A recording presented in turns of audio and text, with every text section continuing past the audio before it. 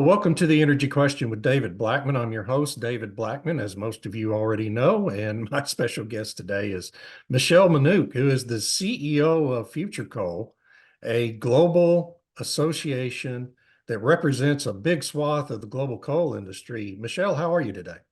Good, thanks, David, and thanks for having me. Well, thank you. Thank you for agreeing to come on. I appreciate it. Just so people know, Michelle actually reached out to me. So that made me feel good that somebody's actually listening and watching. That's always gratifying to know. But before we get into the Q&A, Michelle, why don't you talk about Future Coal and what its mission is so that people understand what we're talking about here? Yeah, well, I mean, FutureCoal is probably, well, it is the only global coal association representing the coal value chain. But 38 years ago, it was called the World Coal Yeah. Association, and we only really just changed our name late last year. And that's really to encompass what we saw as some very misaligned and very misunderstood views around the technology that really supports the coal value chain to abate and become sustainable, to continue the contribution that it's making in so many areas beyond power. And so, yeah, so for us, it was very much a sense of we really need to, as an organization now, not just represent producers, which was pretty much what the organization did for its 38 years, but represent all of the coal value chain, the producers, the consumers, suppliers, and in particular the developing and emerging nations where coal continues to be so critical. And it's really been that journey of creating a platform of neutrality, of common sense, of really looking at facts, not fiction. Certainly, not being emotional, and really observing and defining what responsibility actually is, which is not necessarily the way the global north might define responsibility. We see that as Yeah. much more an economic and environmental contribution. And it's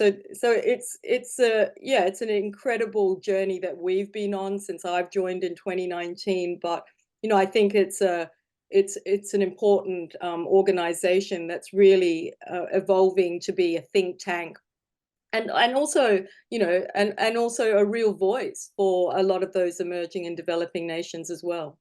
Yeah. Well, in fact, I just wrote a story about what's happening in the coal space for Forbes yesterday, and it's being driven by emerging nations and developing nations, and of course by China and India, Indonesia. Um, and you talk about dealing with responsibility and honestly defining everything that encompasses. It encompasses for a developing country that whose government wants its people to enjoy a better life, better economic conditions. Energy security is a big part of responsibility, isn't it? Yeah, absolutely. I mean, in 2019, when I joined the organization, nobody was talking about on the public platform energy security, energy reliability, energy affordability, and that really became the basis of our narrative, because as we all know, that's critical. I actually joined a panel that the Financial Times did a couple of years later, where I was schooled by a real preeminent academic, where he told me that the energy trilemma was solved. And I was like, really? That's really Really? interesting. And then, of course, a few months later, it was very clear, I'm sure, to him and the rest of the global north that it wasn't. The idea that we forgot the importance of energy security or energy affordability and what that meant. The idea that we didn't even recognize the importance of reliability in all of that.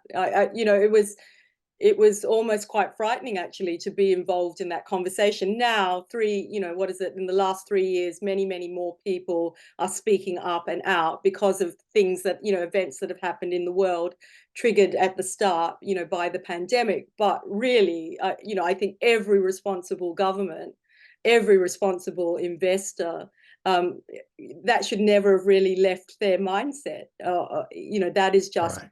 basic economics, basic understanding of what really drives an economy and drives, the economic growth and prosperity that many of us enjoy. And now that, for many of us, it's compromised. And so that's not even talking about the nations who haven't been lifted out of poverty yet.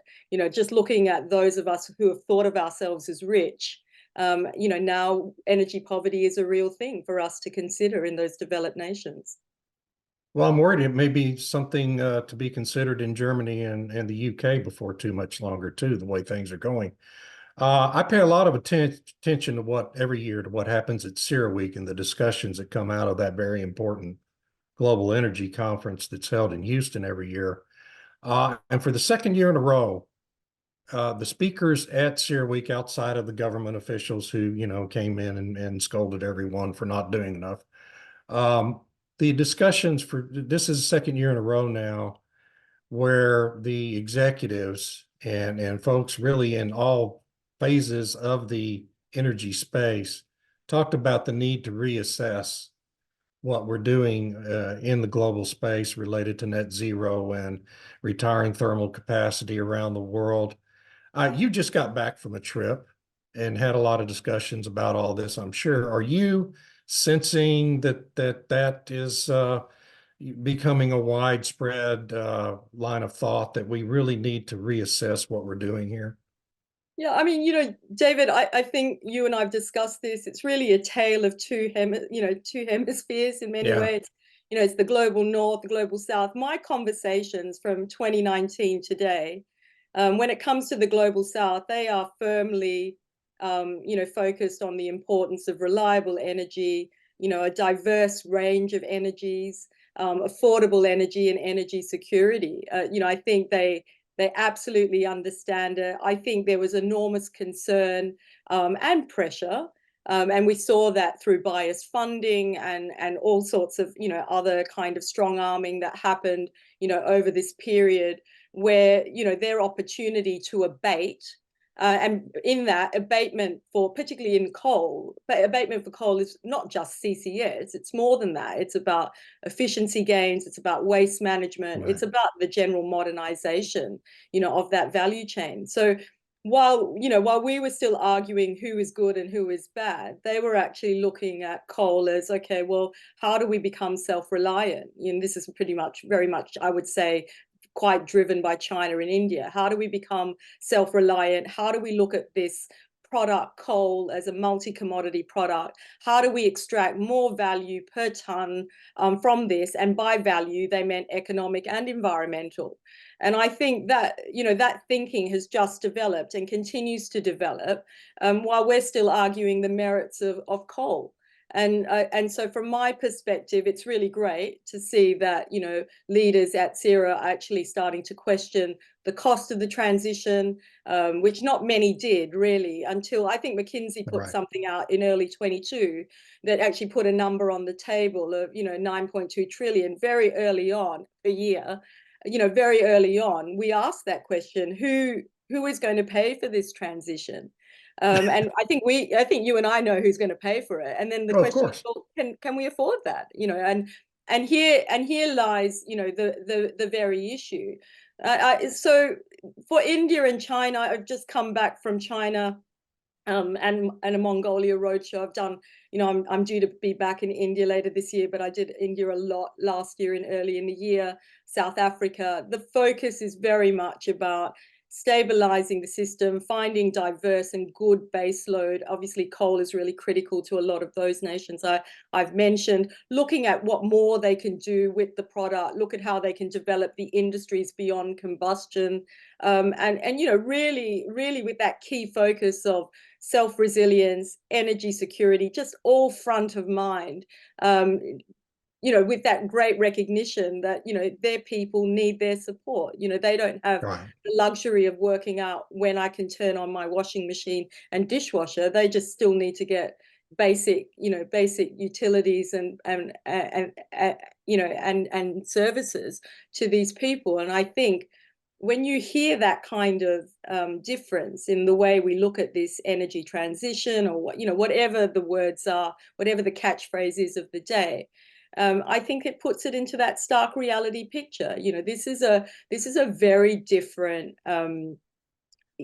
I guess, conversation for different nations because everyone is at different starting points. And so that respect and that understanding is, from my perspective, is actually what's going to be critical to Yeah. shift that debate forward. But also for those for those players that have taken some really entrenched positions, they are going to need to walk back some of that. And I think the way to walk back some of that is really to actually understand, the United Nations Sustainable Development Goals. It provides a very good basis of of investment criteria for, particularly for those vulnerable populations that still exist. So one of the things I did in getting ready for this was look at your website, and you have the coal hard facts, right? Which is really good and really an excellent product that I think everyone ought to go read. But part of that is the fact that you lay out that with current technology, we can already abate, capture 99% of emissions from an everyday coal plant. We hear demagogues like John Kerry talking about unabated coal plants, and nobody's building those anymore. But isn't it kind of amazing the misunderstanding people have about what a new modern coal plant actually does in terms of emissions? Yeah, absolutely, and you're absolutely right to say that a lot of the negative perception around coal plants is based on old technologies that just wouldn't be used today, Right. and aren't, and the replaced by lots of new technology, and it's not experimental. We can actually abate a coal plant up to 99%. We know that by adding CCS. So it feels wrong to exclude coal and not allow that opportunity for that abatement. And abatement in a coal plant is staged as well. Like we can actually get it to be efficient with technology quite early on, and some of that technology can get up to 49% efficiency, which is really important. And that's that efficiency and those those particular applications you can already see based in China, in Japan, which still, well, I don't know if Japan is still running the most efficient fleet, because certainly China is actually running an incredibly efficient Yeah. fleet as well. But India is certainly moving towards that with their new builds. So it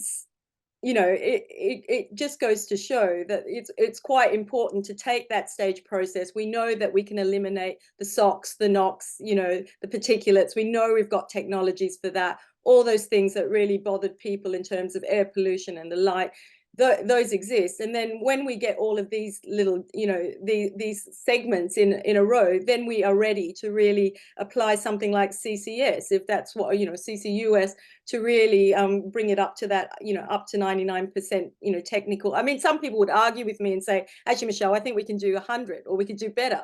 Right. Sure, I'm just going to go up to 99% Yeah. just to keep it, like reasonable. But I think the point is we can do it. There's no reason to eliminate coal. There's more reason to try and abate it. And many of those plants, particularly in Asia, they're young fleets. They can afford more upgrades.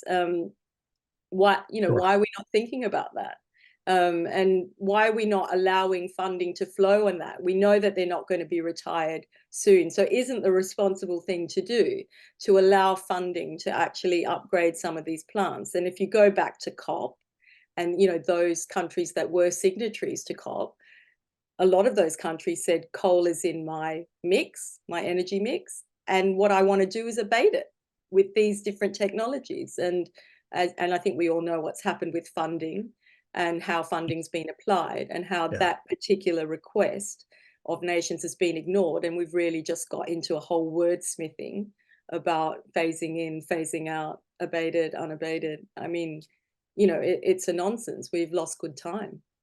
Right. And yeah, so much of the conversation around energy in general is just so much nonsense. I did an interview this week with a reporter from NPR, one of their national shows called Marketplace, and about the Texas grid. Here we are in probably the mildest weather month of the whole year, and ERCOT's having to issue warnings about not having enough dispatchable capacity to meet demand on a day when the high temperature doesn't even get to 90 degrees in Texas. And she asked me for a 5-minute interview. We talked for half an hour because she was so interested in the fact that I was talking about the mechanics of what's going on the grid instead of just blaming it all on climate change. And she had, I guess she doesn't talk to anyone who actually understands the mechanics of what's going on. But when you talk about being responsible, isn't part of being responsible in the power generation space, to particularly in the United States, but in every other country on earth, to have a power grid that's reliable and not prone to periodic blackouts because you don't have enough thermal capacity to keep the lights on during severe weather or even Yeah. unsevere weather like we have this week. Yeah, absolutely. I mean, I think we've talked. I started in downstream gas, and the first education I got, because our major customers were utilities, was the importance of baseload and reliability. But I mean, what's been really frightening for me is that people that you would think are educated, whether that be in quite senior policy positions of energy, or or the finance and investment sector making important decisions about how investment funds flow, don't actually understand the difference between LCOE and VALCOE. I wouldn't have understood it if I wasn't in it either, but that's actually quite important, because when you make the protestation that renewables are cheap, well, sure, when the wind blows as it should and the sun shines as it should, Right. at that moment in time, it probably is. It's also been quite subsidized to get you there. But we know that's not what a system cost is. We know that's not what the cost of unit of electricity is. And that's really critical. And so I think, even the IEA has gone out and warned that the assessment has to even go back to VAL-COE. But these are actually important discussions. They're much more difficult discussions. They're much more technical discussions. They're much more intelligent discussions. But nonetheless, they're really imperative that we actually understand. We shouldn't expect that the everyday mum and dad needs to understand that. But the people who are making the policy decisions need to understand. And they So, don't. I mean, whether, let's be honest. In the United States, people in Congress, there's not a member of Congress. Well, there might be a handful who actually understand maybe 10% of what they really need to know when they're voting on these bills. And the regulators are probably somewhat more informed, but even they don't really have a comprehensive knowledge of what it really takes to have a reliable and an affordable power grid sector. And I just think that, to me, that's the whole problem we have right now in energy is policymakers. What's happened in Texas is purely because of bad public policy. And I think the same thing is true in Germany and California. I mean, do you see it any differently than that? well, certainly from my And I perspective. don't want you to say anything you might No, regret. no. So I mean, look, I think in general, this debate lacks facts. yeah, It's so emotional. Um, I think we've talked about this. There's a religious fervor to it. Um, that's not how we should be talking about anything related to energy. Like, energy is a very, very technical and detailed discussion. yeah. It's not easy to understand. I consider myself a layperson, a little bit more educated than the most. It takes time, but you can do it. You can understand it but you've got to dedicate the time. All of us need to get better at communicating it. And I think we've learned that as, FutureCoal as an organization. Certainly, worked really hard to try and make it as simple as possible as we talk about it. But look, David, ultimately, this is really about an openness and a willingness to actually learn, and also understand that maybe you were wrong and accept Yeah. that. And I do think we've got a little bit of that now. There are a lot of big, important people and players who have gone out very, very publicly, and taken a position, and it's not based on fact. And they have to walk it back. And I think we're all going to have to help everybody walk it back. And part of that is just being, much better at how we educate, how we approach the debate. My big comment to my members is, we don't need to be emotional. We just need to be factual, and we've Yeah. maintained that for the last 5 years. And for us, that's that's been a good position, and I think that's where we have to be. We don't want to see the debate move the other way now. We No, we don't. we don't need another 10 years of that. So Yeah. I think it's really important that we just all work out, okay, we didn't get it right. We need to get it right. What are the facts? So here, one fact that we've had going on in the world here over the last few months is a lot of shipping disruptions because of wars and the Houthis and the Red Sea and other aspects of what happens in the transportation space. So much of coal that is used in China, India, Indonesia, and other parts of the world is shipped to those countries. I know the United States export market for coal has really boomed over the last decade, despite the fact that, we're retiring so many coal plants here. I wonder if your members have been significantly impacted by these disruptions in the shipping lanes that we've seen come about over the last several months. Yeah, look, I think all members have experienced, and even prospective members, they've certainly experienced and been exposed to those disruptions. What I've seen, what I can say, is certainly over the last 3 years, current members and prospective members have really recognized the importance of supply diversity as well. And also they're starting to look at the verticals and the horizontals. Do we need to be other types of players? Do we need to be more across the value chain, have greater ownership in aspects of the value chain? So there's been a lot more questions about the business model. What does that look like? And as you know, with every disruption, with volatility, comes that thinking, if it's not already in the considered planning. So I would just say, in particular for countries that do rely on, particularly like China and India, who do rely on the seaborne trade, there is enormous amount of thinking about the volatility and how they can really build their independence and what that may look like and what that means. And there's certainly, in conversations that I'm having, a lot more of that conversation about becoming more and more self-reliant, more and more independent. And I think, and we're already seeing it. I think that will change the nature of coal players. You're not going to just have those traditional producers, the traditional consumers. Still a lot of the the value chains, in particular in China and India, remain integrated. They're still.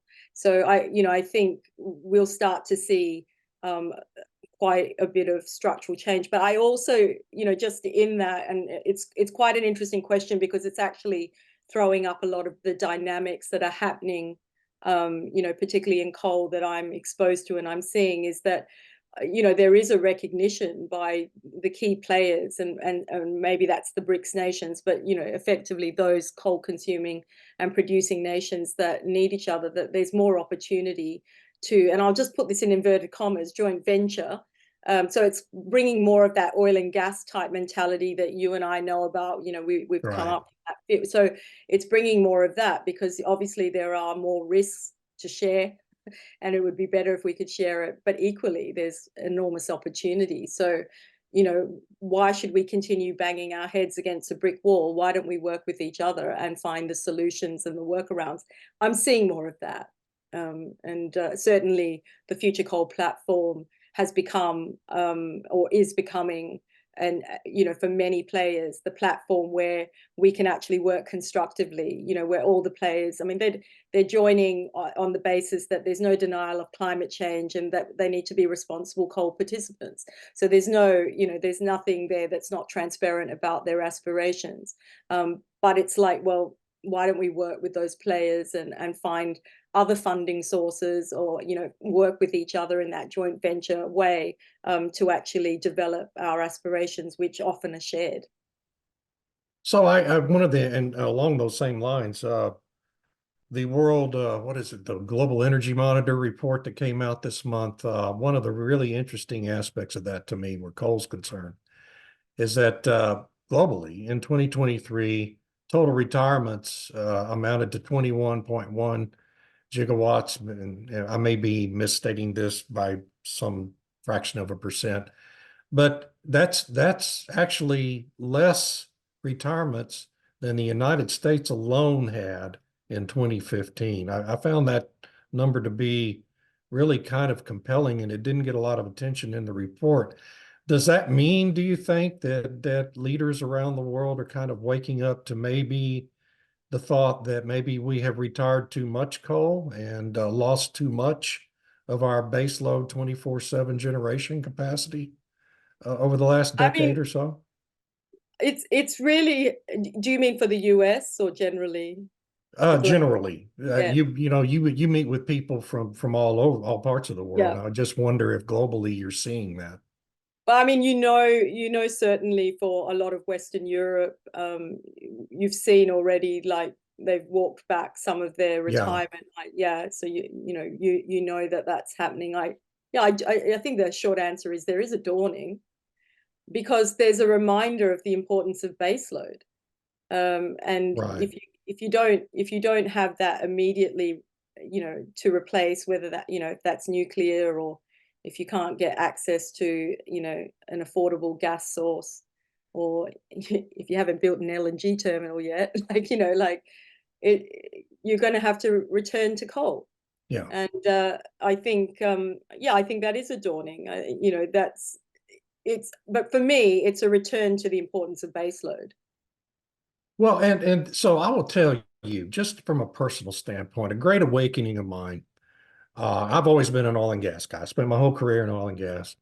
So I was, gleeful that we were starting to use more natural gas and power generation beginning, in the early part of this century. And in Texas, we had a lot of older generation coal plants that ended up getting retired and replaced with natural gas. But I was in an interview, I think it was in 2020. It was, yeah, during COVID, with a company that is a big maker of batteries, stationary batteries. And the guy I was talking with kept using this term renewable baseload. And that just scared me to death.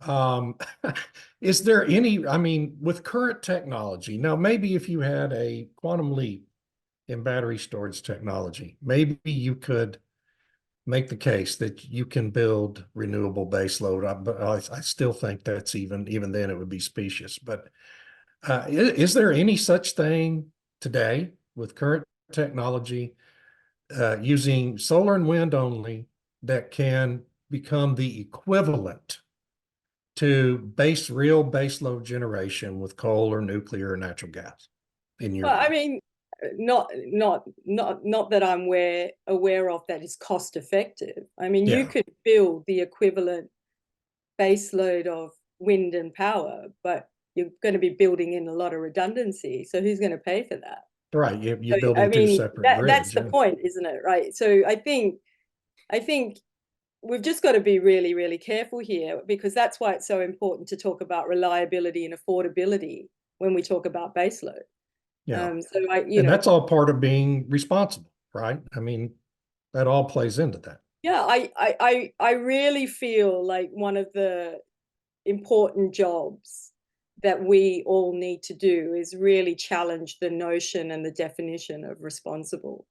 We did it very, very early on under our evolving coal strategy. But what is responsible policy? What is responsible investment? What is responsible baseload? Like, you can just throw it to a range of different things that we're arguing, about, across the world today.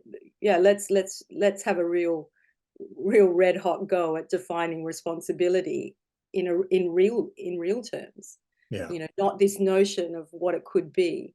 So Well, that's a great point. We're running up against time. I want to give you a chance before we go, to let our audience know where they can find you and follow what you're doing. Okay, now this is probably really bad. I'm sure that my head of global comms is going to say, "I can't believe you don't know how to do this really well." But look, we Well, we are on you have a LinkedIn. website. Yeah. Yeah, look, we are on LinkedIn, so please absolutely follow us there. We really try to make sure that we put all points of view and forward, and so yeah, we try to make sure that people have access to what we consider credible information. It's not about being pro coal. That's not our job. We believe that some people, coal's going to be right for them, for others it's not, so it's Right. not, it's not a question of that. But obviously the FutureCoal website, www.futurecoal.org. So come and have a look at us there. We've got a range of great information, and reach out to us. We've got a really great dynamic secretariat. We are always ready to listen to new innovation.